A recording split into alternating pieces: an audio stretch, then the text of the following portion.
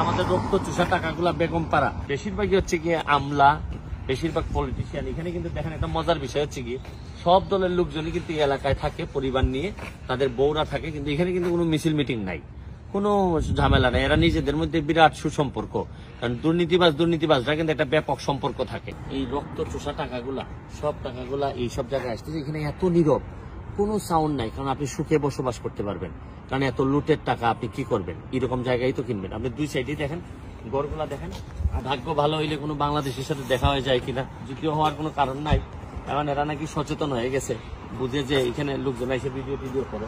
এদিকে পুরো রাস্তাটাই হচ্ছে গিয়ে, এই পুরো রাস্তাটা এলাকাটা বিভিন্ন ফাঁকে ফুঁকে এক একটা বিল্ডিং এর দাম হচ্ছে গিয়ে প্রায় 2-2.5 মিলিয়ন করে, প্রায় 16-18-20 কোটি টাকা করে হচ্ছে গিয়ে। এবং এখানে নাকি মিঠু নামের একজন আছে, 350 কোটি টাকা নিয়ে আইছিল। তার বিভিন্ন দোকান আছে, সেও এই এলাকায় কোথাও থাকে, স্পেসিফিকলি আমরা বাসা নম্বরটা জানি না।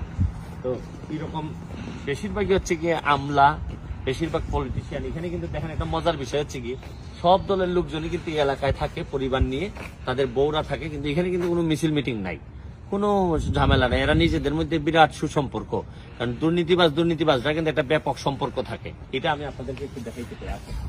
দেখা গেল তো এই যে আমাদের রক্ত চুষা টাকাগুলা বেগমপাড়া দেখতে কিরকম, এবং বেগমপাড়ায় কিভাবে মানুষ লুটপাট করে নিয়ে আইসা এই টাকাগুলা দিয়ে এইসব বড় বড় বাড়ি করে এরা। আর আমাদের এখানে আমরা কত কষ্ট করি, কম্বল পাই না, শীতের সময় কম্বল পাই না, বন্যার সময় ঘর পাই না, খাবার পাই না, কত যন্ত্রণা নিয়ে আমরা বেঁচে থাকি। চলেন।